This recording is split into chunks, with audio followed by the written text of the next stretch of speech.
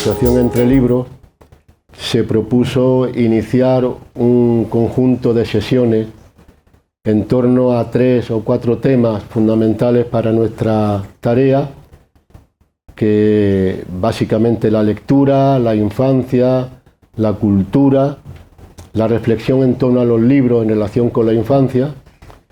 Y como recordaréis quizá quienes habéis seguido regularmente estas sesiones, las 3 primeras fueron dedicadas. La primera, que se hizo en la Biblioteca de Andalucía, pues se dedicó básicamente a hablar sobre uno de los libros recientes que han permitido que se pueda hablar de la muerte con niños, que es el libro que, si recordáis algunas o algunos, era Así es la muerte, cuya autora Ellen Duty pues nos acompañó.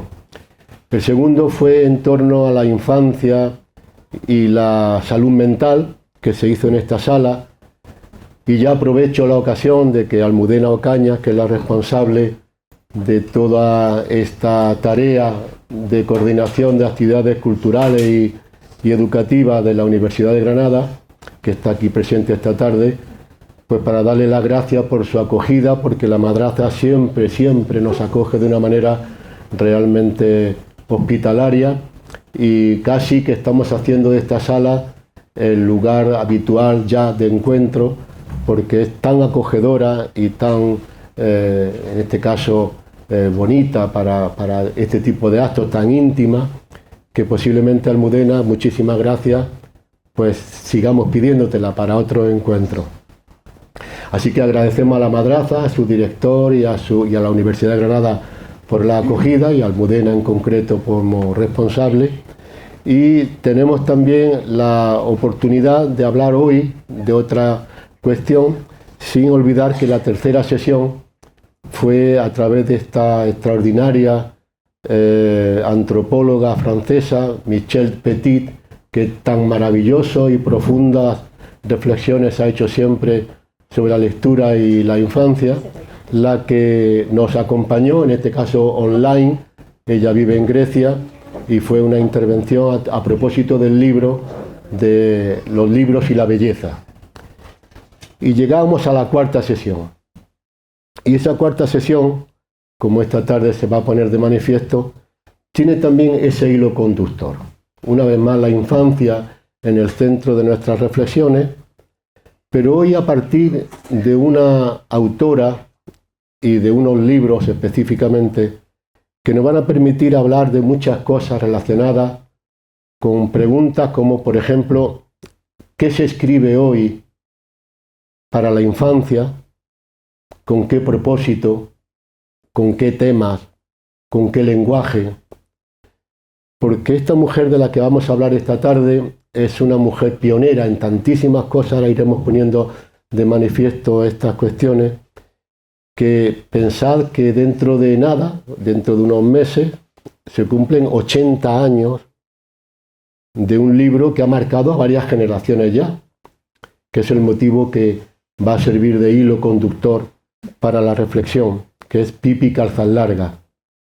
Pensar que ese personaje, como digo, se escribió o se publicó por primera vez hace 80 años, es un motivo de reflexión para ver si ese tipo de personaje atrevido, libertario, extravagante, desobediente, activa, independiente, pues todavía tienen valor, tienen sentido, y sobre todo, no aparte del personaje de Pipi Calzas Largas, todos otros libros que aquí están, menos conocidos, de esta mujer tan admirable como Astrid Lindgren, pues también debería servir para pensar que ella tuvo la osadía, de modo muy precoz, de escribir sobre temas, que ahora vamos a hablar de ellos, que ahora mismo incluso todavía siguen siendo incómodos, incluso a veces tabúes. La muerte de la infancia, el suicidio, los niños abandonados, la enfermedad. Y esta mujer admirable por tantísimas cosas, pues escribió ese personaje del que ahora vamos a hablar, que fue Pipi Calzas Largas. Pero esto significa sencillamente que todo este proceso para llegar a esta tarde tuvo unas etapas de las que ahora hablaremos y que merece la pena pues, reflexionar sobre ellas. Y con motivo de Pippi, con motivo de los libros de Astrid Lindgren, pues la reflexión una vez más se concentra en esto. La infancia, lo que escribimos para ella, lo que nos gusta o nos gustaría que se hiciera de una manera constante. ¿De qué les hablamos a la infancia en los libros? ¿Con qué sentido? ¿Con qué propósito? Si los lenguajes y los temas que se tratan son los más adecuados.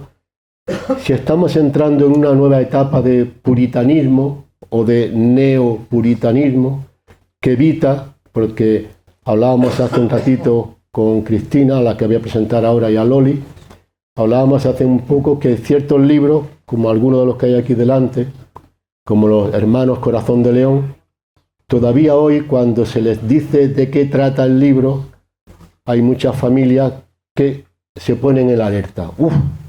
Hablarle de la muerte de los niños, del suicidio de un hermano en beneficio de otro, imposible.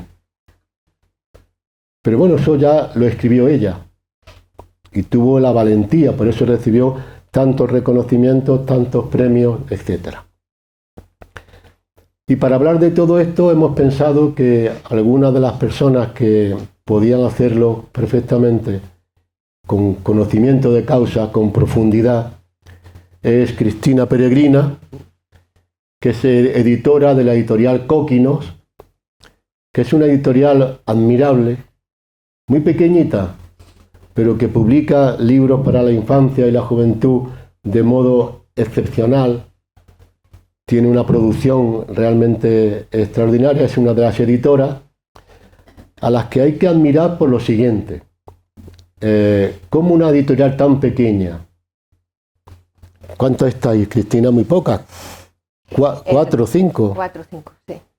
Como una editorial tan pequeña, con 4 o 5 trabajadoras, puede sacar adelante una producción tan admirable. Cóquinos es hoy día una referencia en los libros para la infancia y la juventud.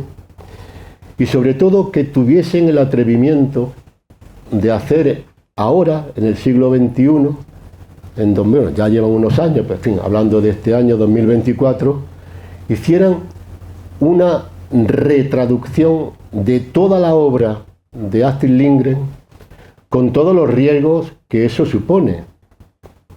Hay lectores, lectoras, hoy día, no solamente para Pippi, sino para los personajes que ella inventó, que fueron muchos. Hay lectoras o lectores contemporáneos, porque hasta sacar estos libros tan bien editados, tan bien traducidos, con esas presentaciones tan admirables que están haciendo, era un riesgo. Y sin embargo, bueno, aquí están, ahora hablaremos de ello. Entonces, con esta compañía tan especial, Cristina Peregrina, de la editorial Cóquino, va también a acompañarnos una excelente maestra, amiga desde hace muchos años, excelente profesional, que es Loli Olmos, especialista en todo este mundo del que estamos hablando, la infancia, las bibliotecas escolares, la promoción de la lectura. Ella viene de trabajar, hace un ratito estaba en su instituto, en el Instituto del IES Cartuja, y ahora está aquí acompañándonos. Y nos parecía que alguien como Loli, al fin, es Loli Dolores, pero Loli para nosotros, Loli Olmos, pues podía ser una interlocutora magnífica para esta reflexión. Y ustedes, porque esto tampoco tiene sentido si no fuera porque su presencia da significado a este tipo de actos y a su vez tiene la virtud de que, por lo que voy conociendo, ya la mayoría, una parte importante conozco, creo que puede establecerse también un diálogo entre una generación que conoció a Pippi básicamente por la televisión, por la serie de televisión. Sé que por las edades Pippi marcó a un par de, o ha marcado a un par de generaciones en este tiempo. Y habría que hablar de lo que supone, en cierto modo, no solo el personaje a través de la serie de televisión, sino también la lectura de lo que supone. Y sé que hay lectoras jóvenes, actuales, chicas y chicos de este tiempo, que ya son, creo, la tercera sería generación, o la segunda larga, que ha empezado a leer a Pippi, y nos gustaría ahora también escuchar su palabra, porque aquí estamos personas mayores, que conocimos a Pippi en un tiempo, que no sabemos si es el mismo tiempo en el que ahora se está leyendo a Pippi. Ahora vamos a ver también. Es decir, que entre los tres, pero con ustedes, con vosotras, con vosotros presentes, vamos a hacer una reflexión sobre estas cuestiones que una vez más, como digo, tienen su centro en la infancia, tienen su centro en los libros, en el lenguaje, en la manera en la que nos dirigimos a todos estos chicos o chicas de nuestro tiempo para sacar adelante esta idea. El conocimiento se produce a través del diálogo. Estos son nuestros objetivos con este tipo de encuentro, de diálogo del conocimiento.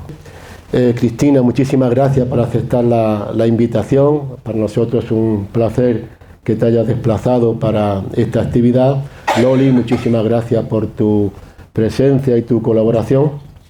Y vamos a hablar un poquito, bueno, si queréis decir algo previamente. Vale, bueno, pues soy editora de Coquinos. Coquinos es una de las editoriales pioneras en España. Coquinos lleva ahora 32 años y digamos que fue una de las primeras editoriales que apostó por esto que ahora llamamos álbum ilustrado, ¿no? Que en ese momento lo llevabas a librerías y te decían, bueno, esto tiene muy poquita letra, esto no va a funcionar, o tiene demasiada imagen y esto no va a funcionar, pero bueno, apostamos por darle a la infancia lo que considerábamos que era que en este momento no había aquí, ¿no? Básicamente. Y pasaron muchos años y Coquinos siempre ha tenido libros para las primeras edades, pero decidimos ampliar la edad lectora y queríamos hacerlo con un autor o una autora que nos pareciera fundamental, ¿no? Y queríamos introducir la figura de Astrid Lindgren. Y empezamos a hacerlo con Pippi Calzas Largas y luego con toda su serie de narrativas que son muy desconocidas aquí. No creo que si os dijera levantar la mano quien conoce, aparte de Pippi, un título más de ella, seríamos muy poquitos. Y no solo eso, sino que todos sabemos quién es Pippi, pero no todos hemos leído a Pippi. Todos sabemos quién es Pippi porque forma parte del imaginario colectivo. Todos sabemos quién es Pippi porque hasta los niños pequeñitos saben quién es Pippi, pero muy pocos hemos leído a Pippi, ¿no? Conocemos a Pippi a través de la serie de televisión que en España se emitió fue en los 70 y no solo queríamos traer el personaje de Pippi, sino queríamos traer toda la narrativa de Astrid Lindgren. Y así es como hemos ampliado en Coquinos la edad lectora. Estos son los 3 libros de Pippi y ahora os contaré algo de Astrid Lindgren, porque no sé si creo que es una figura muy desconocida, muy importante. Es muy importante que ella nace en el sur de Suecia, en un lugar que se llama Vimmerby, y que es un lugar que es la naturaleza, ¿no? Es porque ella siempre decía que uno de los personajes principales de su obra era la naturaleza, y si no, el personaje principal, ¿no? Entonces, ella nace en el sur de Suecia, en una granja, y ahí es donde, digamos, vive la parte más feliz que luego retratará en todos estos libros y donde saca todos sus personajes, que es de esta infancia, ¿no? Trabajando con los trabajadores de la granja, con sus hermanos, con sus padres que estaban muy enamorados. Ella siempre decía que la historia de sus padres había sido la historia más increíble de amor que ella había conocido jamás, ¿no? Para ella fue una fuente de inspiración todo el amor que recibió de pequeñita, ¿no? Esos que son Samuel y Hannah, que os voy a enseñar esta foto, que estos eran sus padres. Y aquí sus hermanos, la de los lacitos, aquí es Astrid. La granja, esta es una foto original con los trabajadores. ¿Qué pasa? Era una época muy importante, era una época donde no había televisión, era la transmisión oral, ¿no? Entonces ella recibía, cuando los trabajadores y trabajadoras terminaban, todos se reunían en la cocina y su padre, y esto es muy importante, Samuel, era el mejor contador de historias. No había otro contador de historias como él. De hecho, Emil es uno de los libros de Astrid Lindgren. En su momento creo que aquí se tradujo como Emil el Travieso o algo así, ¿no? Nosotras hemos querido respetar todos los nombres originales también. Él es Emil de Lonenberga y este libro, bueno, es un libro a color, es un libro que hemos querido también hacer con letra grande para los primeros lectores y son 6 volúmenes. Este libro nace de las historias que contaba Samuel, el padre de Astrid Lindgren, todas las noches en esta cocina, y se acercaba mucha gente, no solo la gente de la granja, a escuchar a Samuel, ¿no? Astrid es una privilegiada, puede ir a la escuela, no todas las niñas tenían acceso a este privilegio, y de la escuela es donde ella recoge sus primeras lecturas. Es aquí, devora absolutamente todos los libros de la biblioteca del colegio. Astrid era una mujer que ya despuntaba por pensar y hacer de manera diferente, ¿no? Y de hecho una de las cosas que hizo Astrid es cortarse el pelo. Cortarse el pelo en un momento en el que no estaba permitido para las mujeres como algo tan atrevido, ¿no? Y de hecho le decían por el pueblo: te puedes quitar el sombrero para que veamos que es cierto esto que has hecho, ¿no? Y a los 13 años ella escribe un ensayo, se lo publican en el periódico del pueblo, donde ella luego trabajará y será su primer trabajo como redactora de este periódico. De hecho, a ella le decían que ya despuntaba y que iba a ser la siguiente Selma Lagerlöf. No sé si conocéis, os suena el maravilloso viaje de Nils Holgersson, que es una maravilla. De hecho, cuando ya Astrid era un poquito más, ya estaba escribiendo y tal, sí que quiso conectar con Selma, pero justo cuando se iban a encontrar, Selma murió. Si vosotros vais ahora a Suecia, para que veáis la magnitud del personaje de Astrid, aquí una desconocida absoluta, y cambiáis un billete de 20 euros por un billete de 20 coronas, ¿sabéis a quién vais a ver en ese billete? A Astrid Lindgren y en una esquinita Pippi. Este es el billete de hoy de 20 coronas, pero en el billete anterior, ¿sabéis quién aparecía? Selma Lagerlöf, la que os he dicho con la portada de El maravilloso viaje de Nils Holgersson, ¿no? Pero incluso, perdona Cristina, sí, creo que hay leyes en Suecia aprobadas por el Parlamento que llevan el nombre Lex Lindgren. Lex Lindgren, sí, efectivamente, porque hay varias leyes. Una es a Astrid Lindgren. De hecho, mira, este libro que nosotras hemos editado es un libro que no se vende, ¿vale? Es un libro solo precisamente para difundir la figura de Astrid. Este libro a Astrid Lindgren recibe el premio de la paz que le dan los libreros alemanes en el 78. Y ella escribe un discurso que al principio lo manda ella y le dicen no puedes leer este discurso aquí. Y dice, bueno, pues no voy a recoger el premio. Y le dicen, bueno, ven a recoger el premio. Va a recoger el premio, lee el discurso, que es este discurso, y gracias a este discurso se crea la primera ley en el mundo, la primera ley contra el maltrato infantil, contra el maltrato físico a los niños.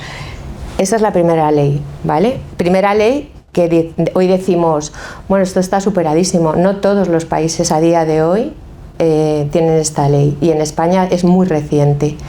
Y la ley de la que hablas tú, tenía una amiga, una gran amiga que era veterinaria, y vio el maltrato en las macrogranjas a los animales, y escribió varios cuentos que se publicaron en un periódico, y gracias a esta mujer activista, que lo era, se crea, y se puso delante del Parlamento también, se crea la ley que es la ley Lex Lindgren contra el maltrato animal. Y luego hay otra ley también. Astrid Lindgren escribió también otro cuento, que esto lo hemos comentado, que se llamaba Momperiposa, porque a ella le estaban cobrando el 102% de impuestos de lo que ya estaba, de su trabajo, ¿no? Entonces empezó a escribir este cuento, y bueno, acabó derrocando un gobierno. O sea, estamos hablando de una figura realmente, absolutamente increíble, extraordinaria, única, y no solo obviamente a nivel literario, sino todo lo que esta mujer hizo. Antes has comentado que justo en nuestro país es desconocida, sin embargo, hablando un día con Juan, comentábamos que cómo pudo pasar la censura, porque Pipí llegó a nuestro país cuando todavía estaba el franquismo en nuestro país, y pasó esa censura. Supongo que porque ya era una figura gigantesca a nivel internacional, pero pasaron más cosas, ¿no?, que posibilitaran que eso ocurriera. Yo también me he preguntado muchas veces esto, pero yo creo que tiene que ver con que si tú no te lees algo no sabes de verdad, o sea, es lo que os decía, hay mucha gente que no se ha leído Pipí, entonces no saben. Y luego la profundidad que tiene Pipí, hay que leerla para saber, ¿no?, que es, y que tiene, como casi toda la narrativa de Astrid, tienen millones de capas de lectura intencionadísimas. Luego es verdad que la serie de televisión, que es muy no sé qué palabra emplear. La serie ya es revolucionaria, ¿no?, en ese Claro, momento. claro. En 1974, que fue la primera emisión, porque luego hubo más reposiciones, pero en ese momento esa niña, en aquella España, ¿qué pintaba esa niña en una España donde había un concepto de familia muy determinado, con una estructura social amparada por un régimen concreto, y ella rompe con todas las normas sociales, con todas las normas de lo que es una familia, con el discurso imperante en nuestro país, y sin embargo es la serie del momento. Yo antes he saludado a una amiga y le he dicho, es que somos de la generación Pipí, porque no sé exactamente si la vimos la primera vez en 1974 o fue un poquito más adelante, pero ciertamente muchas de las que estamos aquí hemos crecido con esa serie. A mí me echaron los Reyes una Pipí en un momento dado.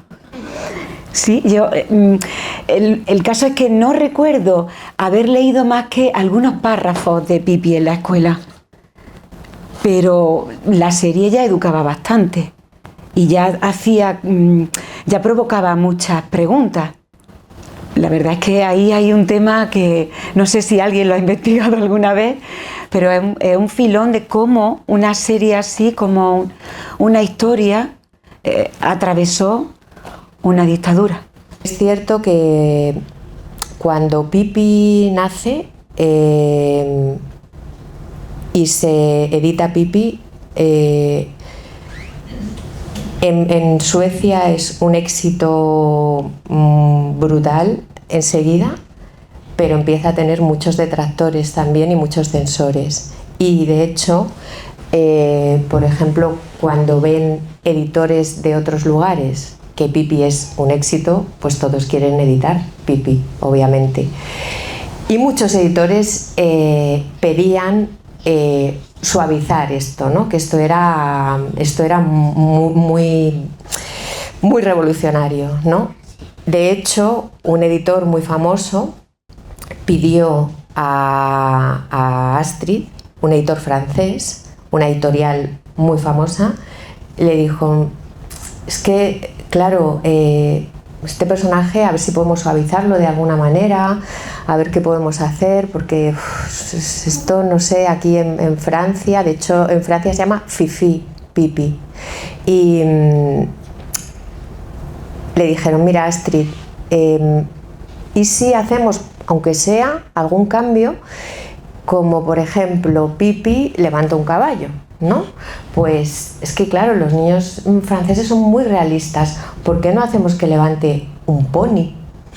Y dijo Astrid, bueno, pues mandarme fotos de niños franceses levantando ponis y lo cambiamos. O sea, todo esto es un sinsentido, es un ejemplo del sinsentido de la censura, del sinsentido del vamos a suavizar algo. Esto es lo que es, ¿no? Entonces, a día de hoy, también te digo que hay muchas familias que les da pavor, iba a decir miedo, terror, que sus hijos lean Pipi. ¿Por qué? Porque Pipi es una niña que no va a la escuela, Pipi es una niña que vive sola, pero a día de hoy hay muchas familias que no son, o el libro que comentaba antes Juan, que es este que tenéis aquí, Rosa, que es Los hermanos Corazón de León. Es un libro que muchas familias no quieren que sus hijos lean este libro porque habla de la enfermedad en la infancia, de la muerte en la infancia, de diferentes posibilidades de otros lugares a los que uno puede ir cuando muere, incluso el suicidio, ¿no? Entonces, ¿por qué a día de hoy hay familias que no quieren o les da miedo o pues por qué no miramos la muerte cuando forma parte de la vida y en cambio estamos viendo un momento, una contemporaneidad narrativa de muchísima violencia y muchísimo sexo sin apenas haber dejado que la infancia transite y llevarles de golpe a lugares muy crudos? Pues no sé.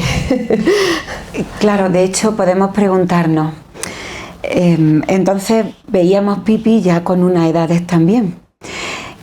Podríamos preguntarnos si realmente las criaturas de 12, 13 años leerían Pipi con la misma pasión con que podíamos leerla antes.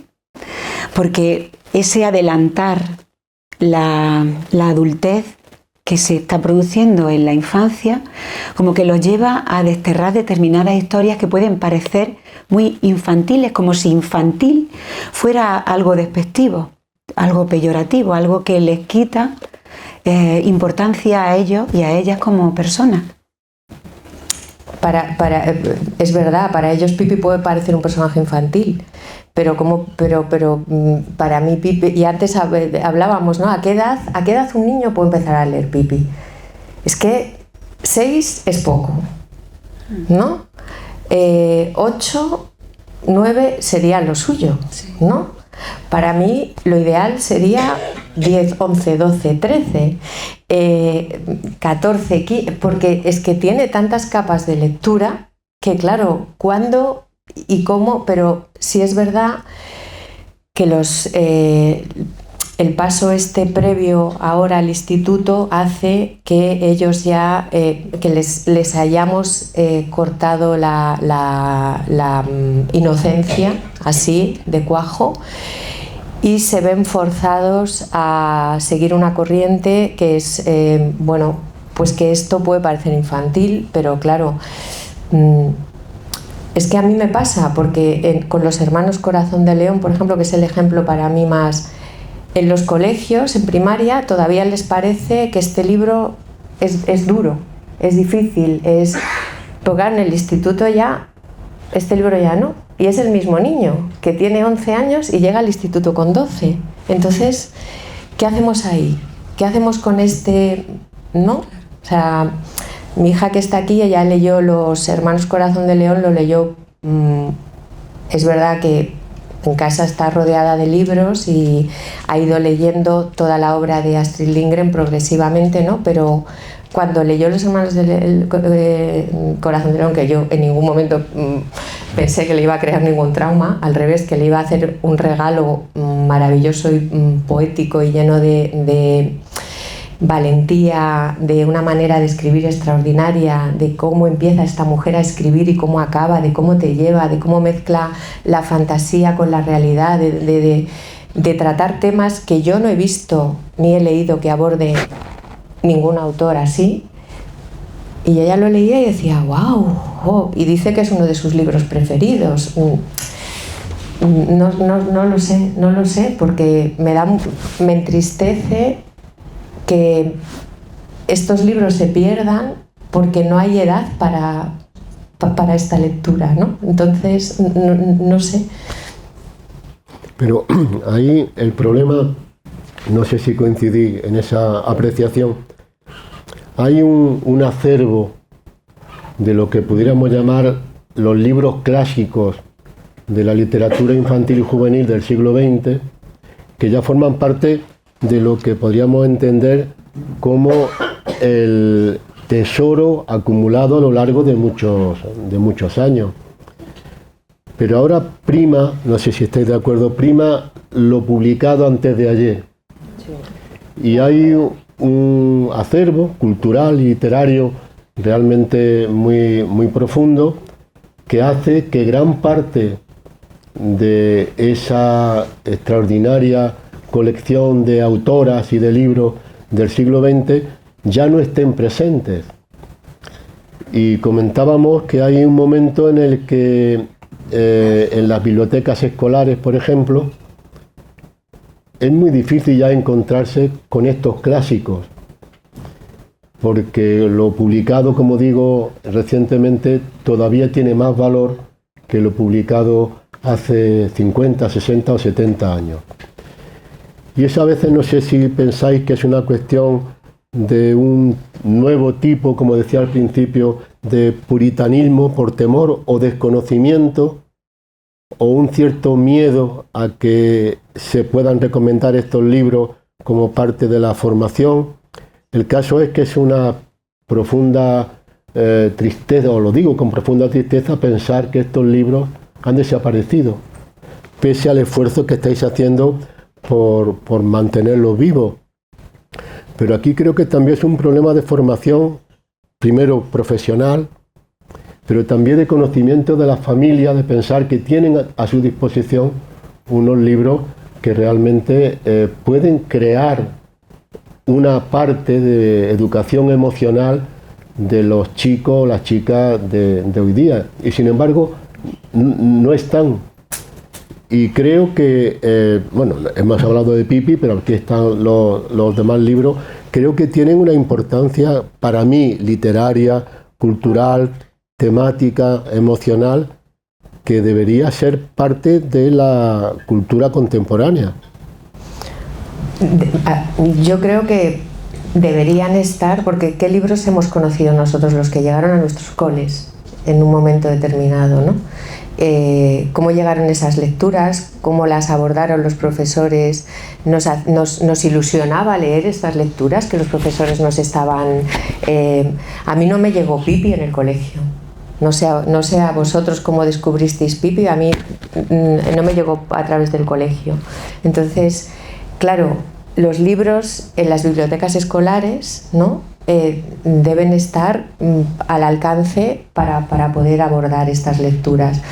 El profesorado ha de estar formado, ilusionado pues que si no es imposible que todas estas narrativas puedan llegar, proponer desde la ilusión, desde los clubes de lecturas tan maravillosos que se pueden hacer y abordar en el aula, se pueden hacer tantas cosas, pero claro, si no está ya de base en el colegio, el profesor te lo puede mostrar para que acceda la familia a estas narrativas, a estas lecturas de clásicos, luego cómo si no está en la base, en el cimiento, ¿no? En la educación, que es la base de absolutamente todo y lo más importante, ¿no?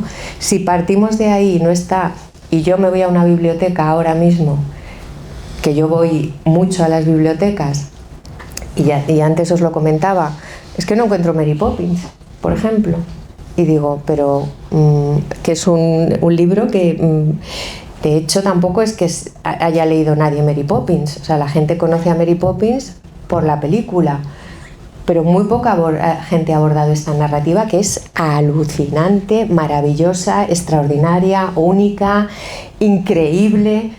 Ha desaparecido. Estos libros que para Cóquinos es una misión dar a conocer la figura de Astrid, porque nos parece de verdad que es una pena que las infancias y las adolescencias y todos, porque de verdad que leer Astrid Lindgren considero que es que no tiene edad, y porque además considero que la calidad narrativa de Astrid Lindgren no la he encontrado. Todos los temas que trata es de verdad, es absolutamente necesario leer a Astrid Lindgren. Y al hilo de eso, sin embargo, en los centros educativos tiramos mucho de determinados libros que tienen empaquetados los valores, las emociones, cuando aquí hay una gestión emocional que ya la quisiéramos muchas personas adultas. Yo leyendo a Pipi digo, ¿pero por qué no se me ha pegado nada de Pipi? Pero si yo soy niña de la generación Pipi, ¿por qué no he aprendido yo a defenderme como Pipi lo hacía? Desde la asertividad, desde quererse, desde saber que ella era única, que era especial, y que por qué le tenía que decir nadie lo que hacía mal o lo que hacía bien, o que era incluso fea. Y la gestión emocional de una niña que vive sola, pero que se la apaña muy bien, que enfrenta los dramas con una tranquilidad asombrosa, que le da la vuelta al drama y lo convierte en una situación jocosa. Hay un momento en este libro que está luchando ella contra los ladrones que quieren robarle las perlas. Le han pasado muchas cosas. Muchas cosas, y el padre estaba cazando por ahí en los mares del sur, y cuando llega el padre le dice, ¿qué, Pipi? ¿Cómo ha ido? Y Pipi responde, muy bien, lo hemos pasado genial.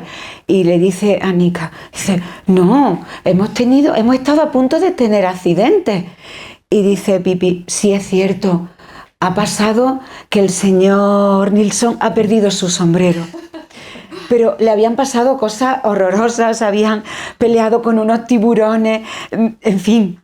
Y ella no hace ningún drama de ello, al contrario, pues cuando da esa respuesta provoca la risa. Dice, fíjate, la niña, qué capacidad de disfrutar de la vida, de afrontar la adversidad. Es asombroso, es un aprendizaje que yo no tengo nada en contra de determinados libros que tienen nombre de emociones, pero que aquí salen todas las emociones, no tanto por las que vive Pipi, sino por los dos niños que la acompañan, que también son dos personajes muy interesantes. Claro, son los personajes antagonistas fundamentales donde uno se ancla cuando con Pipi ya no puede más, ¿sabes? Porque claro, Pipi para un rato, ¿eh? O sea, no queremos una Pipi todo el rato aquí. Entonces, claro, son estos personajes que dices, me tengo que anclar a algún lado. Entonces son estos antagonistas fundamentales para el equilibrio de la narrativa, obviamente. Sí. No es que me consta que en la sala hay al menos 2 o 3 lectoras jóvenes chicas de ahora que han leído a Pippi. Yo creo que sería interesante si se atrevieran a ver cómo una chica de hoy ha leído Pippi y qué le dice Pippi en este caso. Señalo a una concreta que es Mae. ¿Tú crees que lo que estamos hablando, la reflexión que estamos haciendo sobre estos personajes abiertos, independientes, luchadoras, extravagantes, libres, independientes, digo, autónomas, ¿tú lo lees de la misma manera? A mí me parece que, bueno, como habéis dicho, pues sí me parece que Pippi es una niña que transmite como mucho poderío, es como muy valiente y una vida como que todos queremos tener, porque no ir al colegio y estar libre por la vida, vivir solo y hacer lo que quieras con toda la libertad, pues yo creo que es una cosa que todo el mundo quiere hacer y me parece como que Pippi nos cuenta una historia de una niña que al leerlo tú disfrutas porque te diviertes al leerlo porque es muy, muy divertido y Pippi es un personaje muy divertido y sí, es que o sea, me encanta Pippi por eso. ¿Tú te identificas con ese personaje, al menos en tu sueño, en lo que te gustaría ser? ¿Ves en Pippi un reflejo de ese sueño de independencia, autonomía, valentía, capacidad, soledad? Sí, es que yo creo que todo el mundo sueña con ser Pippi, porque es que Pippi es como un personaje que es como alguien como que lo tiene todo. O sea, es valiente, es lista, protege a sus amigos, es fuerte, es empática, lo tiene todo. Y yo pues me encantaría tener esa capacidad que tiene ella para hacer todo lo que hace y para pasárselo también con cualquier cosa que tenga.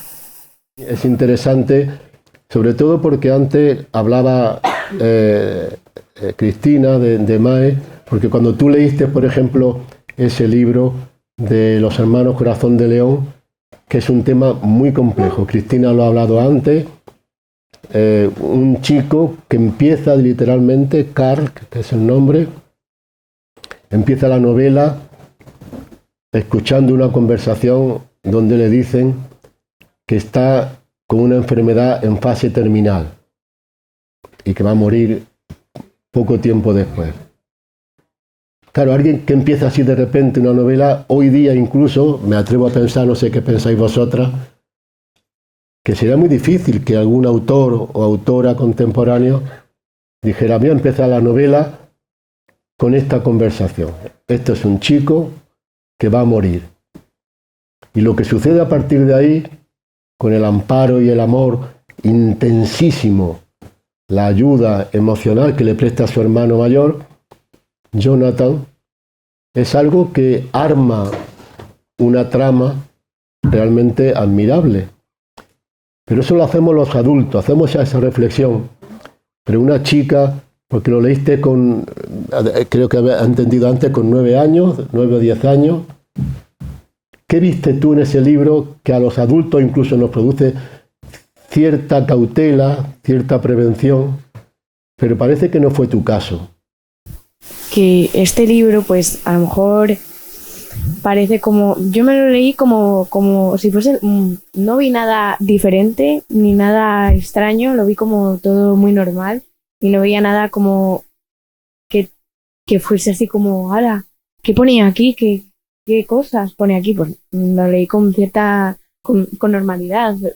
No me parecía nada extraño los temas de los que hablaba, ya me parecían normales. No sé si solo yo, pero yo creo que no sé, lo leí con mucha normalidad y no me impresionó que hablasen de la muerte, ni del suicidio, ni de la enfermedad. ¿Tú crees que los adultos somos en ese sentido demasiado temerosos por darle o temiendo dar a la infancia, en este caso, cierto tipo de temas que, por ejemplo, una lectora joven como tú en ese momento no considera que eso sea especialmente dramático o traumático. Sí, yo creo que los adultos a veces piensan que nos va a afectar de una manera y ya estamos acostumbrados a tantas cosas, todo lo que nos enseñan de la muerte, tantas películas con tanta sangre, tanta violencia y tanta muerte, que yo creo que al final creen que no estamos preparados para esto, pero como que ya lo tenemos incorporado, como que ya nos sale y ya nos parece un tema normal. Y a lo mejor para ellos pues hay temas que creen que nos van a impactar. Sí, a impactar, pero a lo mejor es que no creen que tenemos tanta capacidad de entender las cosas que leemos, y yo creo que el juicio viene o sea, que el juicio es del adulto, ¿no? El peligro, ¿no? que puede haber, pero qué poderosa es la literatura, ¿no? Para creer que es tan peligrosa. A mí me fascina, ¿no? Que un libro tenga tanto poder, un libro que además en este caso es un libro lleno de poesía, dulzura y sobre todo aventura, porque cuando Mae lee este libro ella se engancha a la aventura. No, es como millones de libros de fantasía, entonces ella no ve lo que para un adulto puede ser. No lo leas porque aquí habla de... Sí, pero ¿cómo habla de esto? ¿No? ¿Qué manera más fascinante y única y delicada y de abordar algo de lo que nadie se atrevió a hablar en su momento, ni siquiera ahora, ¿no? Entonces, pues como Pippi. Es que Pippi no va a la escuela porque ya Astrid Lindgren se estaba cuestionando el sistema educativo. Un sistema educativo que ya tenía grietas, pero ahora, en fin. Entonces, claro, es que ¿cuántos personajes hay de niños que intencionadamente solo quieren ir a la escuela por las vacaciones? ¿No? Porque Pippi solo quiere ir a la escuela para que le den vacaciones. ¿Es verdad? Entonces, claro, aquí hay es que Astrid Lindgren era muy geniosa, pero es que era... Claro, estaba viendo cómo funcionaba el sistema educativo y ella ya formaba parte, además, de grupos... estaba en esta investigación de nuevas pedagogías, ¿no? Y claro, le decía, vamos, es que mi personaje Pippi es la niña más fuerte del mundo. Es una heroína porque utiliza el poder para defender a los más débiles. Nunca utiliza su poder para abusar de él. ¿Vale? Es que vamos a ver cómo es Pippi de infinita. Que esto es algo que si empiezas a tirar del hilo puedes estar... Entonces, sí, levanta un caballo, un pony, levanta lo que quieras, levanta la autoridad, levanta policías con un dedo. Que esto también, en fin, ¿no? Vamos a ver. Es que Pippi es mucha Pippi, pero es que Astrid sabía muy bien lo que estaba haciendo. Os voy a poner así para que no se me olvide nada de Pippi. Son ilustraciones originales de Ingrid van Niemann, que era la persona que estaba trabajando con Astrid Lindgren para hacer todo lo que hizo de las ilustraciones solo de Pippi, no de los otros libros. Este es un momento en el que a Pippi se meten con un niño, ella es defensora, un bullying diríamos hoy, ¿vale? Y bueno, pues los otros niños acaba cada uno subido a un árbol, como recordaréis en los capítulos de Pippi. Pippi es capaz de elefantar a forzudos, pero es que me gustaría que vierais algunas cosas que están soterradas, porque aunque Suecia fue país neutral en la guerra, aquí está levantando a Adolf Hitler, ¿vale? Sí, es que me gustaría también dejaros alguna amiguita aquí es una crítica soterrada también a todo esto. Es uno de los capítulos, no sé si recordáis, cuando va al circo. Y luego, esto que decíamos, ¿no? Que Pippi sabe cuidarse sola, ¿no? Es una niña que, claro, Pippi tiene 9 años. Pippi vive sola. Pippi es un personaje que sabe cómo cuidarse, que sabe cómo cuidar a sus amigos, es muy generosa porque cuando hay una excursión, cuando hay cualquier cosa, pues ella enseguida ofrece lo que tiene, no se queda con nada, es ese dar por dar, que es como, yo me voy a tatuar esta frase, dar por dar, es la generosidad de Pipi, dar por dar sin esperar recibir y cuidar a sus amigos, ¿no? Esto no sé cuándo lo comentabas, que le gustaba mucho a los niños, ¿no? Que estaban cocinando y que hacía sus galletas de jengibre en el suelo, ¿no? Bueno, estas son ilustraciones de también unos cómics que hemos editado, pero que son cómics originales hechos con Astrid y con Ingrid Van Niemann, pero aquí es porque Tommy y Annika, que son los amigos que comentábamos, los antagonistas, se ponen enfermos y entonces Pipi, porque tienen el sarampión, entonces ella va desde fuera a alegrarles los días, ¿no? Estos días que no puede jugar con ellos, ¿no?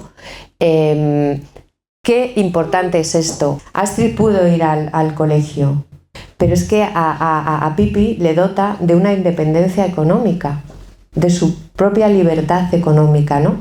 Y además ella sabe muy bien cómo utilizar este dinero, porque lo utiliza también en este dar por dar y en este relajo, ¿no? Que tiene de bueno, ya puedo jugar más porque ya tengo esto cubierto, ¿no? Y Pipi tiene sus pecas, pero es una niña que se quiere, que se gusta, es una niña huérfana y es de las pocas niñas huérfanas que yo he conocido en la literatura, en la narrativa infantil y juvenil, que no está esperando a que venga alguien, llámese príncipe, llámese esperanza masculina, como quieras, que venga a rescatarla para empezar a vivir. Es un personaje que vive desde que tú abres el libro hasta que acabas el tercer tomo, que son 3. Es un personaje que vive. Y es que esto yo no lo he visto en muchos personajes infantiles. Diría en pocos femeninos.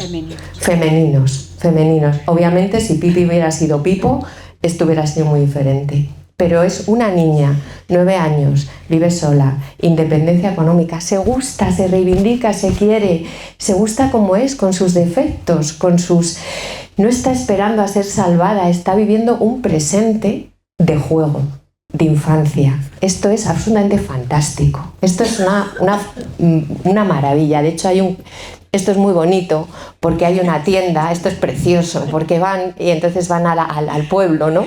Y hay un momento que ve un cartel, ¿no? Y que pone, es una tienda de cosméticos, y pone, ¿sufre usted de pecas? Y entonces dice Pipi, bueno, pues es que una pregunta amable merece una respuesta amable, vamos a entrar, ¿no? Y dice, no, es que yo no sufro de pecas, es que me encantan mis pecas, es que me gusta como soy, me quiero.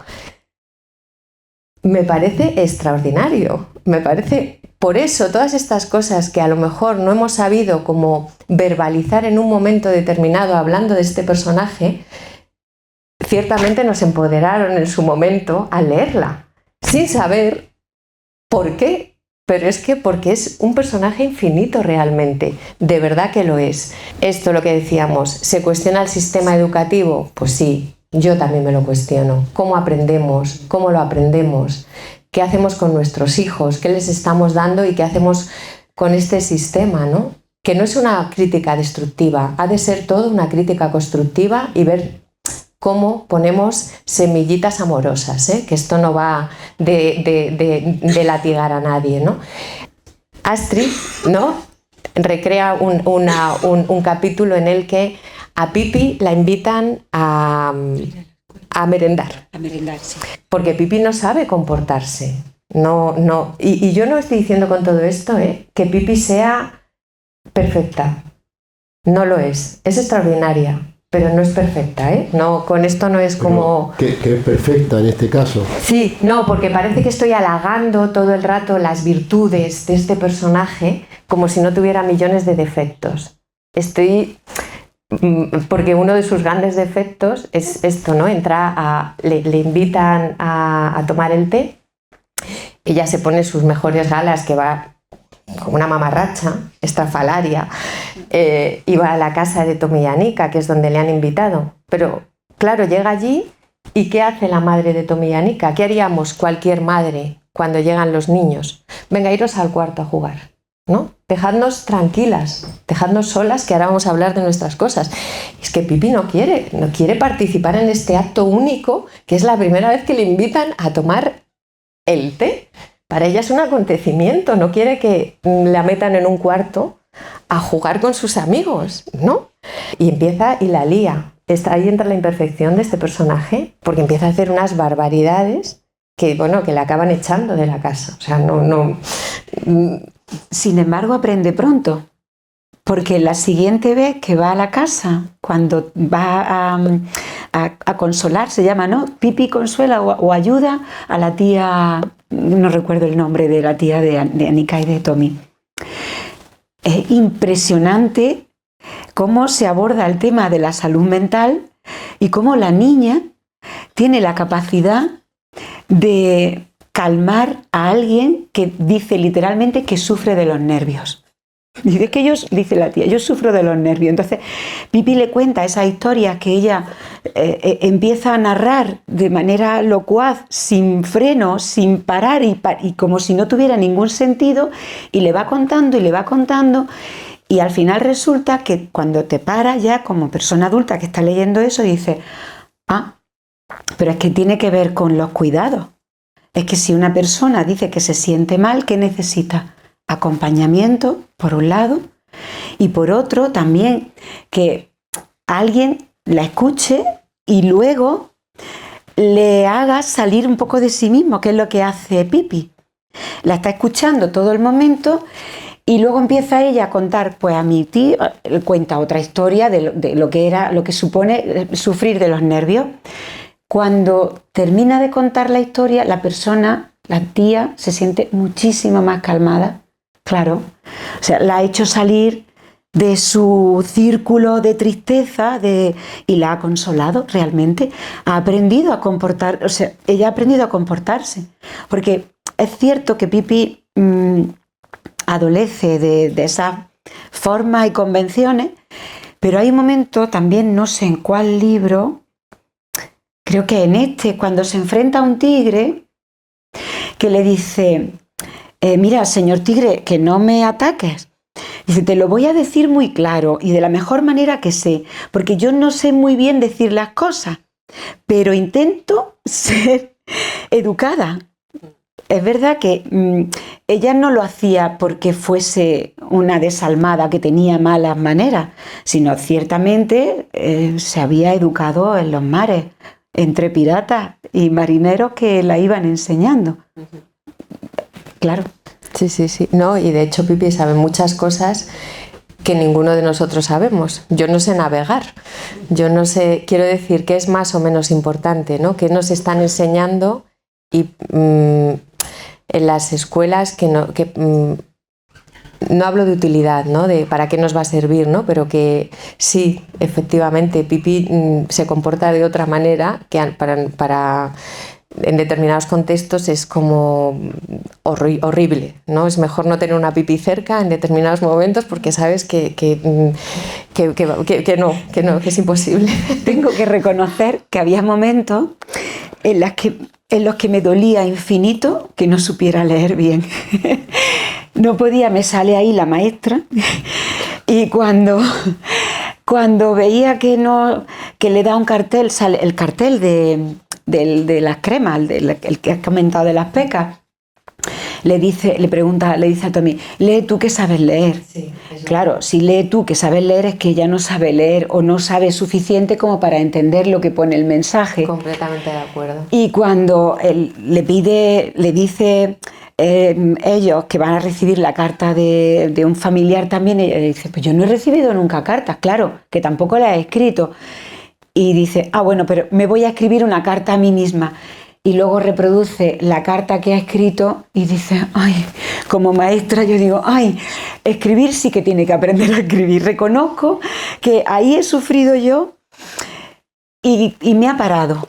Me ha parado porque hay un momento en que se pregunta a ella. Dice, a ver, si es verdad, le dice a Anika, es que creo que tendrías que ir a la escuela, aunque no te guste mucho, para mejorar tu escritura, porque claro, es que esto no se entiende muy bien, Pipi. Y dice ella, ya, pero es que fui y había tantos conocimientos que todavía me rebotan en la cabeza. Y claro, te paras y dices, es que lleva toda la razón. es que estamos volcando continuamente, volcando y volcando, porque pensamos que el currículum es que es importantísimo de cabo a rabo y no podemos saltarnos nada, porque si nos lo saltamos las personas dejan de aprender y yo he vivido la lectura así con esa ambivalencia de la maestra que ve que hay una criatura que no sabe leer y dice, ¡uy! ¡Qué lástima de mi niña! Voy a enseñarla, tengo que hacer algo por enseñarla. A la maestra que dice, sí, pero a ver, ¿cómo lo hace? Porque lo que puede estar pasando es que rechace eso que tú estás haciendo. Eso que para ti parece que es tan importante, tal vez no lo sea. Habida cuenta de que, como has dicho, ella se maneja muy bien sola. Y retomo una idea que has dicho antes. Se maneja sola sin necesidad de ayuda masculina. La única ayuda masculina que podría recibir sería la del padre. Y el padre es una figura muy interesante porque el padre también es alguien que le reconoce su valía. Entonces hay momentos en los que dice, es que mi hija es el mejor marinero de los mares del sur.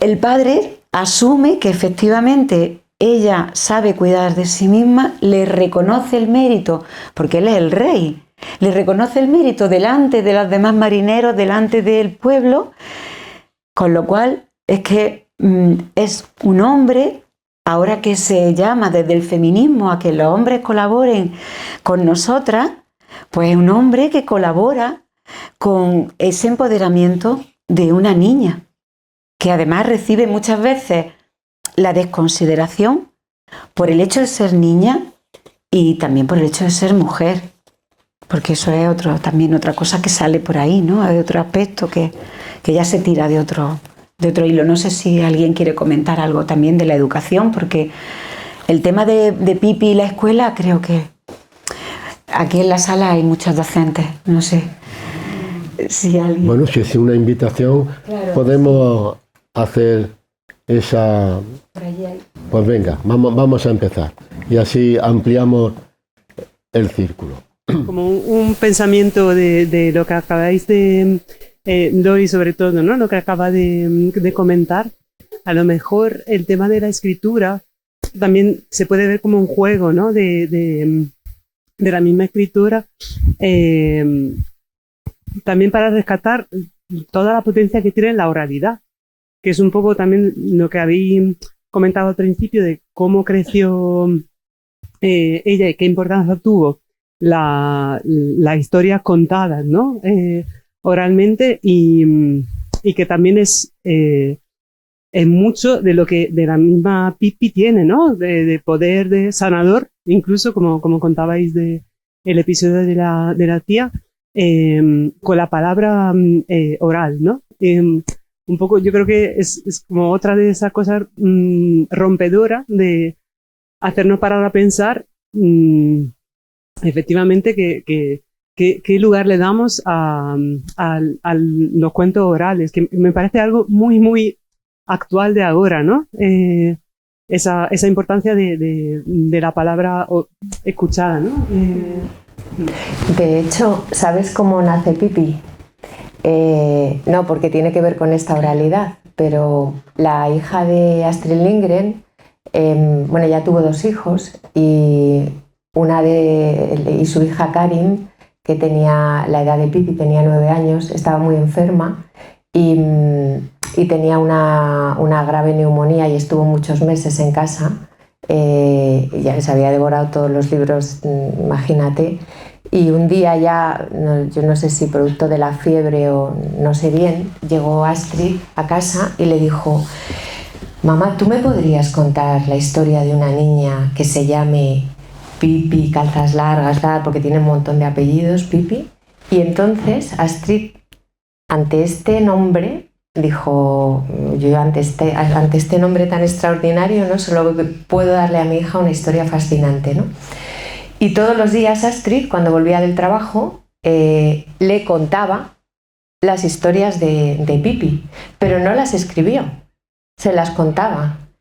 Y de hecho, cuando Astrid un día ya o sea, le había contado estas historias, y un día Astrid, invierno, Estocolmo, suelo nevado, lleno de hielo, vuelve del trabajo, se tropieza, se cae, se rompe una pierna y como tiene que estar convaleciente, pues dice, voy a aprovechar este momento y voy a transcribir, y ahí es cuando empieza a escribir Pipi Calzas Largas, porque he visto que a mi hija, oye, pues esto le está gustando, le está enamorando, y entonces transcribe, y así nace Pipi, pero Pipi nace de manera oral.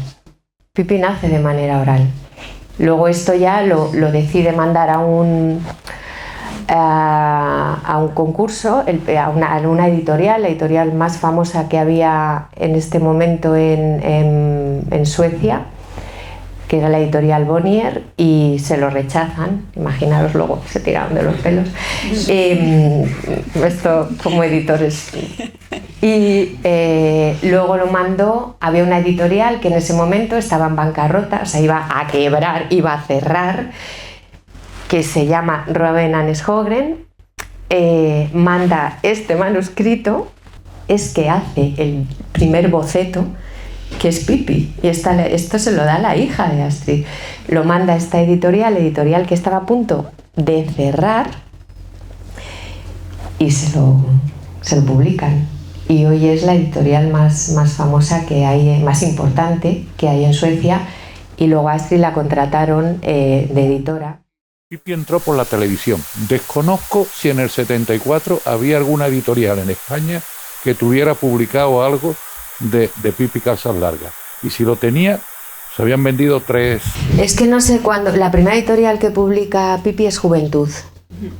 Pero no sé exactamente el primer volumen en qué año se editó, no lo sé.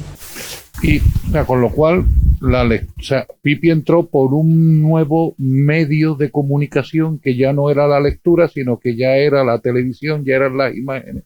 Y eso también nos cambiaba completamente la manera de ver nuestros propios personajes. No es lo mismo leer a un personaje que verlo en televisión. Yo creo que eso influyó también mucho en la manera de conocer a... Y otro tema que me ha interesado mucho, que es la edad. ¿A qué edad es interesante o no es interesante que algo se pueda leer? Yo creo que a cualquier edad, esa es mi imagen. Lo que vengo a decir es que a mí, por ejemplo, me dan Pipi cuando yo tengo 12 años y yo prefiero Robin Hood. O sea, o prefiero Los Mosqueteros. O prefiero, ¿qué digo yo? Cualquier libro de estos que ya tenía una historia más elaborada. ¿Por qué? Porque estábamos también más acostumbrados a leer. Había una mayor tradición de lectura que yo hasta los 12 años no vi la televisión. O sea, que había unas cosas que que me atraían más los libros que la televisión. Igual llegué a ver televisión cuando yo tengo 6 años y hubiera tirado por otro camino. No sé si hubiera sido el lector que he sido después, posteriormente o no. O sea, que hay muchas cosas también ahí que te influyen de en qué momento te están ofertando cada una de las cosas y en qué tipo de formato. Que hoy, por ejemplo, ella haya leído eso, a mí me sorprende y me maravilla, en el buen sentido de la palabra. ¿Por qué? Porque el grado ahora mismo de propuestas y de motivaciones que hay para ver imágenes, las grandes plataformas que nos están poniendo todos los días películas, que alguien sea capaz de sentarse, alguien como ella, con 12 años, de sentarse a leer, implica que efectivamente ha habido que hacer ahí una labor de educación bastante importante. Es decir, lo más normal es que hoy en día un niño de 12 años lo que hace es leer, ponerse en la pantalla y verse una serie o algo así. O sea, que la lectura es algo que efectivamente cada vez se está quedando. Todo el mundo sabemos leer, pero cada vez... De afrontarlo así. Yo tengo una posición divergente con la propuesta o con la idea de Emilio. Creo que las chicas y los chicos de hoy leen, y leen mucho y leen muy bien. Y a veces nos pueden sorprender porque podemos tener la tentación de comparar las lecturas y la manera de leer que tienen ellos o ellas hoy día con la que tuvimos nosotros. Y a mí me parece que si yo me comparo con 12 años que tiene Mai, con mis 12 años, ella lee mucho mejor que yo. Y lee cosas bastante mejor que las que yo leía, porque sin ánimo de hacer una especie de confesión biográfica, los libros que yo me leía con 12 años y 13 años eran horrorosos. Horrorosos. Que haya una generación que esté leyendo con naturalidad Pipi, eso para mí es algo admirable. Lo digo porque poner como contrapunto las lecturas que nosotros hacíamos con nuestra edad puede ser un poco arriesgado, porque yo no creo haber leído mejor que cualquiera de las chicas, de los chicos de hoy día. Entre otras cosas porque la prescripción general que se hace de ese tipo de libros hoy no puede ser comparada con la percepción de los años 60 en que yo empecé a leer. Porque en ese momento el nacionalcatolicismo que yo viví directamente en el colegio, en la escuela, en el colegio, prescribía otras cosas. Pues ahora dice uno, joder, y salimos adelante. O sea, que estamos aquí y sobrevivimos. Pero claro, a mí me hubiera gustado tener en la infancia una Pipi, que no tuve. Yo lo leí pues ya casi de mayor, por razones a veces más profesionales que de gusto.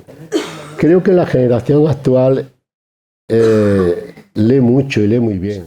Porque estamos hablando de la Pipi de la televisión del 74, de la edición de Juventud, de una serie de cosas, pero yo reconozco que por mi quehacer profesional llevaba años echando de menos una Pipi para los lectores actuales, que llegará a ellos, pero necesitan una Pipi adecuada.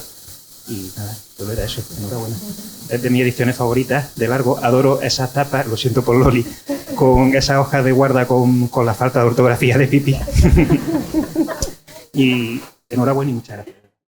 El caso de Juan, permitidme que lo comente, es profesor en la Facultad de Ciencias de la Educación de Literatura Infantil, y me consta que con sus alumnos, él hace una labor de promoción de Pipi y de Astrid Lindgren muy admirable, que era lo que comentábamos antes. Si todo empezara así, si en la facultad, en la universidad, empezara una promoción de esta, digamos, en fin, de esta literatura clásica, infantil y juvenil, posiblemente la transmisión final que llegara a los niños de hoy, o a las niñas de hoy, se haría más fácil. En este caso concreto hay además muchas maestras y maestros esta tarde, pero es verdad que todo puede empezar por la formación inicial, y que Astrid Lindgren entre en el mundo de la educación universitaria a mí me parece muy, muy importante.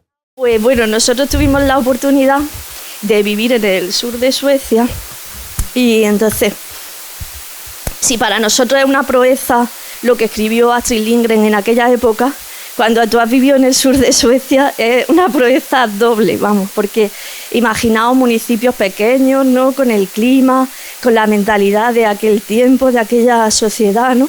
Entonces, pues, recomendaros que cuando tengáis la oportunidad viajéis allí. Y luego, no sé si habéis estado en Estocolmo, en el Parque Junibaken.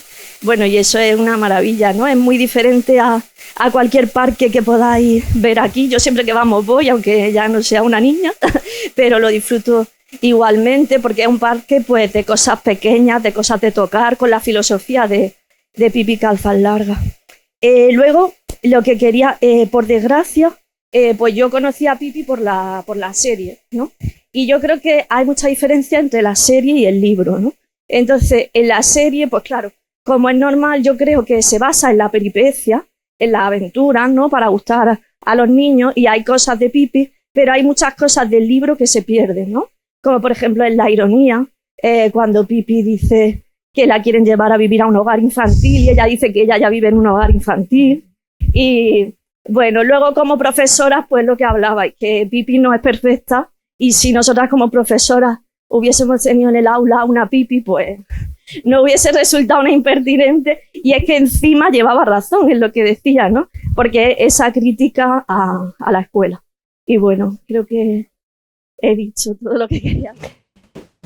Mira, si entráis en la página de la editorial Coquinos, os podéis descargar gratuitamente las guías de lectura de las narrativas de los libros de Astrid, que yo me encargo también de hacer, que para mí es como lo más divertido de todo, porque son como mini tesis doctorales de cada libro, pero bueno, empecé a hacerlo porque al hacer clubes de lectura en colegios, que bueno, Mae siempre ha sido como mi conejilla de indias, empecé en su cole y funcionaba, y entonces empecé a darle al profesorado estas herramientas, y al final a lo mejor con un club de lectura de cualquiera de estos libros lo puedes abordar durante meses, porque de verdad son lecturas infinitas, ¿no? O sea que si hay profesores y queréis usarlo, creo que sí.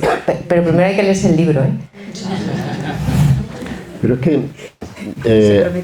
además hay una cuestión que está flotando esta tarde, y es que a mí me parece que personajes, no solamente Pippi, sino los personajes de Lindgren en general, necesitan ser expuestos, porque en gran medida la vida personal necesita un momento en el que todo este tipo de personajes fantasiosos, capaces, libertarios, abiertos, autónomos, sostienen, como sostuvo en su momento la historia oral de Astrid Lindgren con su hija, cuando estaba enferma, sostienen la necesidad de resistir. Y en gran medida los personajes que ella creó son personajes que son capaces, como niños o como niñas, de enfrentarse a la realidad más dura. Y este tipo de fantasías son necesarias para crecer. Y a veces los adultos, sean familias o sean profesores o profesoras, tenemos un miedo a pensar que en lugar de estimular el crecimiento y la valentía y la fortaleza y la esperanza, parece que si les habla o si se les habla de otras cuestiones, lo que va a hacer es lo contrario.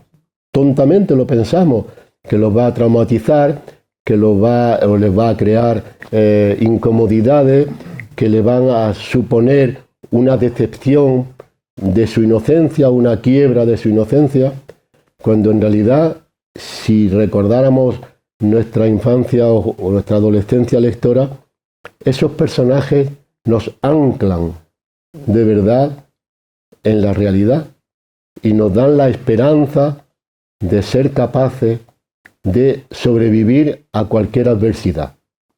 Y no nos damos cuenta de eso, porque ellos saben distinguir muy bien realidad de fantasía, pero necesitamos la fantasía para estar en la realidad.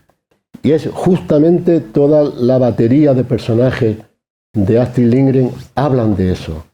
Es la adversidad la que en un momento dado aparece en la vida, como ocurre hoy día, aparece en la vida de niños o de niñas o de jóvenes, y hay que decirles: tú puedes, tú eres capaz, lo estás pasando muy mal, es un momento muy duro, pero claro que puedes. Y lo que Astrid Lindgren hizo con su hija, y ahí nació efectivamente ese personaje, el que está poniendo ahora... Iba a enseñaros el manuscrito el del Carson, que es otro personaje fantástico, que es un personaje, bueno, que lo puede contar a Cristina, que vive en el tejado de una casa, es un elemento de fantasía, y hay un momento en el que el protagonista dice que no, que el personaje real, lo que es de verdad real, es el personaje imaginativo, y lo otro es otra cosa. Y esa necesidad de anclarnos en la realidad gracias a la ficción es una de las necesidades humanas que más nos ayudan, y les ayuda a chicos o a chicas en ese sentido. En los momentos más duros, claro que les ayuda, al contrario de lo que habitualmente pensamos. No sé si conocéis no sé si la habéis visto, la película de Conociendo a Astrid. Ella queda embarazada cuando empieza a trabajar en el periódico. El director del periódico, que era 20 años mayor que ella, bueno, se queda embarazada. Y claro, en este pueblo que tú comentabas aquí atrás, de Vimmerby, sur, tal, mentalidad, entonces ella tiene que huir, se va a Estocolmo. A su hijo le va a tener en Dinamarca, porque en un hospital, en el único lugar donde no tiene que revelar la identidad del padre para no comprometerle. Y bueno, le tuvo que dejar al hijo en una madre de acogida durante un tiempo. Esto es una época muy dura, muy dura, muy dura de Astrid. Y ella al final lo que siempre ha tratado de recuperar en todas las narrativas, en todos los personajes, es esta infancia perdida. La mención que se ha hecho a la oralidad como elemento previo, en el caso de Pippi, para construir luego la narrativa escrita. Me parece, y a mí me parece muy interesante, porque la oralidad, en mi experiencia también lo ha sido, la oralidad te permite y permite ser fantasiosa, mucho más fantasiosa. La oralidad es desmedida, la oralidad es exagerada, y a partir de esa oralidad, y más cuando se dirige a la infancia, pues la infancia es también una forma de receptividad de esa oralidad. No es igual contar un cuento entre nosotros que contar un cuento a la infancia, recibirlo y volver a recibir quien narra quien hace esa narración, volver a recibir la reacción de esa infancia. Me parece interesantísimo ese detalle que han marcado, ¿no? De que primero Astrid Lindgren cuenta el cuento a su hija y después escribe el cuento escrito. Me parece fantástico. Y una segunda cosa, termino muy rápido, es la cuestión de los temas trascendentales de los que hablábamos. Dirigirnos a los niños con temas trascendentales como la muerte y demás. Yo he tenido la experiencia de contar muchas veces un cuento que también se ha hecho famoso, ¿no? El pato, la muerte y el tulipán, sí, de Boller Bruch, a niñas y niños de 5 años, de 5 y 6 años. No ha habido, como decía Mae, no ha habido ninguna reacción tremenda, ninguna reacción. El cuento, además es un cuento muy poético también, lo conocéis, el cuento se ha desarrollado y ellos lo han preguntado, han tenido curiosidades, pero no ha habido un choque ni un conflicto. Yo creo que hay que trabajar mucho esto y ser más atrevidos, diría, con cierta cautela o como se quiera, pero ser más atrevido y atrevida a la hora de llevar a la infancia esto, porque la infancia es muy permeable, es maravillosa. Lo ha dicho ella, la niña. Lo entiende todo. Bueno, gracias. Luego hay otro libro de Astrid, que es el de Mío, mi querido mío. Comentábamos antes también estos personajes. Es un huérfano, ¿no? Y es un huérfano que también adopta una familia que no le quieren, y entonces trata este niño de buscar una posibilidad de vida en la imaginación, ¿no? Entonces esta valentía de Astrid a la hora de tratar estos temas, que a un adulto que no sé, ¿no? Esto que decimos, ¿no? ¿Por qué nos parece peligroso algo que es natural, ¿no? Y que es bello, y que además es bello tal y como está contado, ¿no? Entonces, bueno, pues sí, tenemos que ser mucho más valientes a la hora de proponerles, de hablarles, es esto, ¿no? Sobre todo lo de Pippi se podría decir que la autora juega con lo que es la realidad y la ilusión de cualquier niño. Y entonces ese es el éxito de Pippi. Como yo en mi vida y cómo me gustaría que fuese o qué problemas yo podría solventar. Claro, y a todos nos gustaría tener una amiga Pippi que nos ayuda contra el acoso, que nos ayuda a solventar nuestros problemas, pero también ves en esa historia esa fortaleza que tú tienes que tener personalmente de autoestima para valorarte a ti mismo. Y eso lo transmite Pippi de una forma quizá inconsciente, y podríamos decir que forma parte de lo que es un niño, las dos historias. Simplemente Hace una dicotomía entre las dos, las separa y las muestra en una realidad, ¿no? Pero además, lo que se comentaba, que hoy se lee menos, no. Yo digo que hoy se lee más, pero se cuentan menos historias. La oralidad se está perdiendo. Y si hoy alguien se pone a recopilar la oralidad, va a recopilar poco. A no ser que le pregunte a su abuela o se acuerde de lo que contaba su tatarabuela. Porque antes se contaban la historia a la luz de la lumbre y hoy no. Se está perdiendo la comunicación. Y eso quizás sea lo peligroso de hoy. Y es difícil ahora recopilar una historia desde la oralidad. La recuperará desde la imaginación de una persona que tiene esa cualidad de imaginar y saber llevarlo al papel.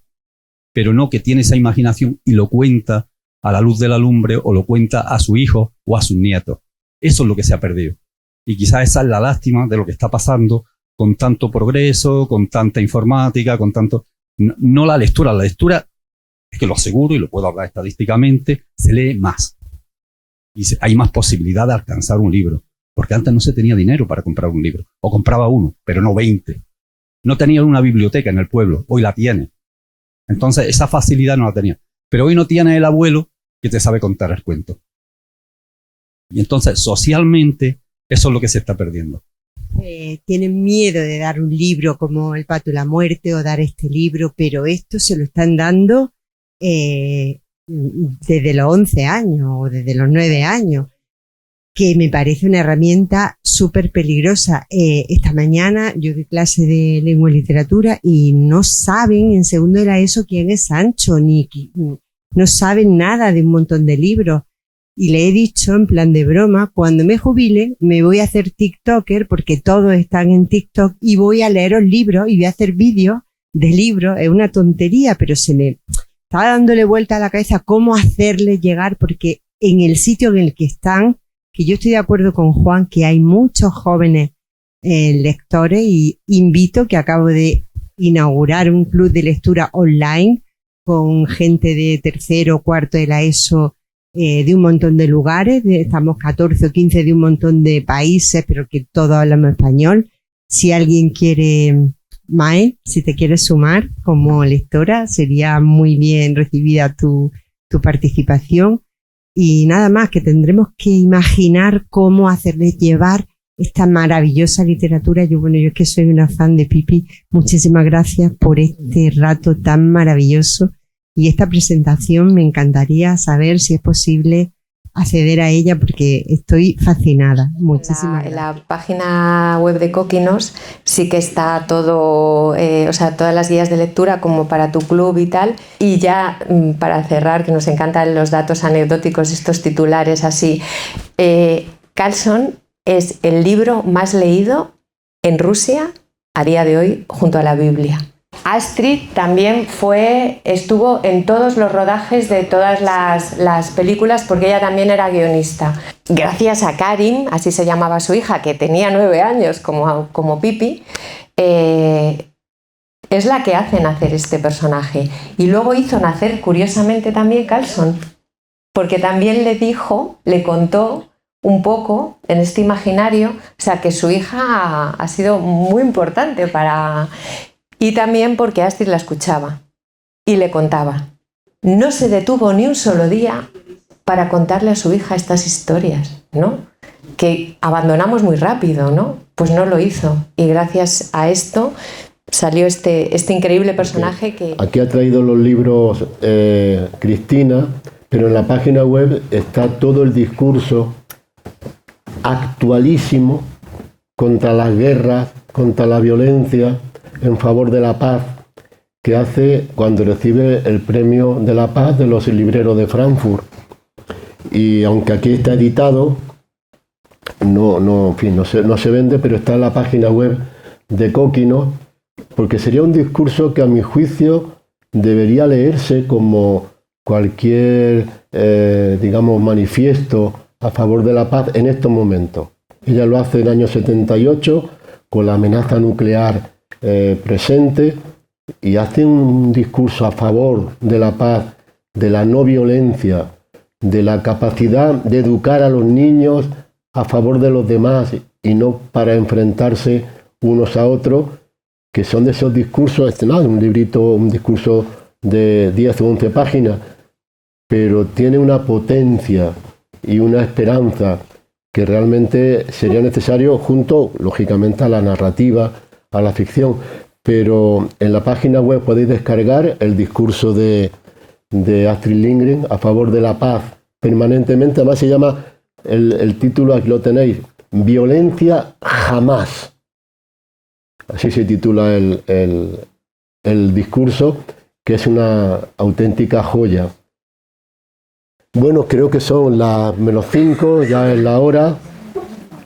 Yo no sé cómo resumir este tipo de encuentros porque siempre resulta muy, muy difícil concluir, pero creo que una vez más el sentido primigenio de los diálogos del conocimiento pues se han producido. Y creo que este tipo de encuentros, en este momento además de la sociedad, no digo solamente española, la sociedad, las sociedades en general, en lo que falta tanto el juntarse a pensar juntos sobre cuestiones que nos importan, que este era el sentido original de este tipo de encuentros, creo que se cumple.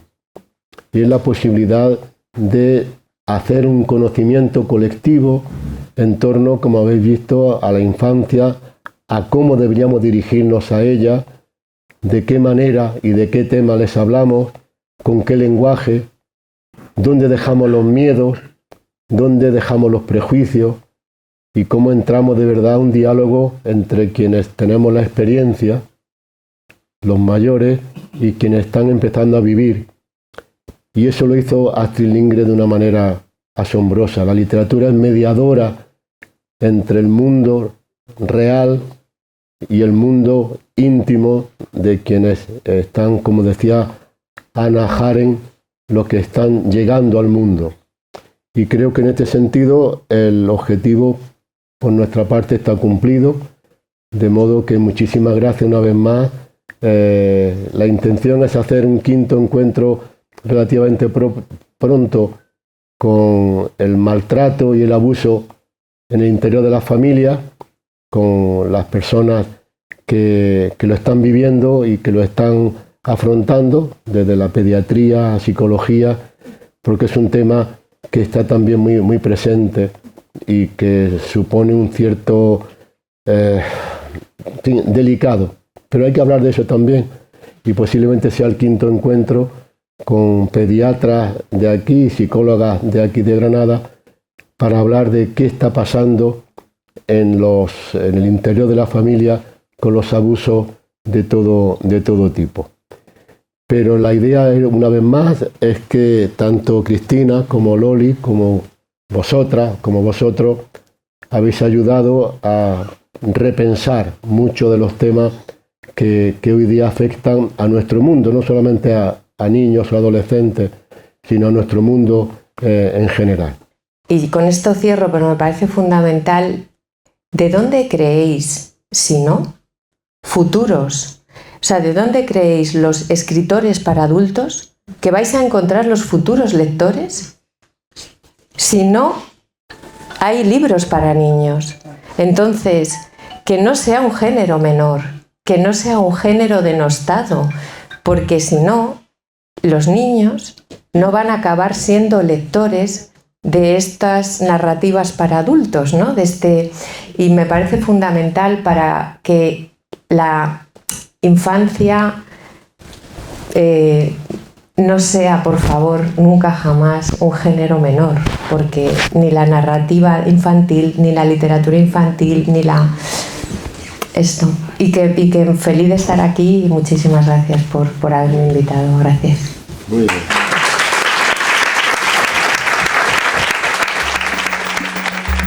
bien.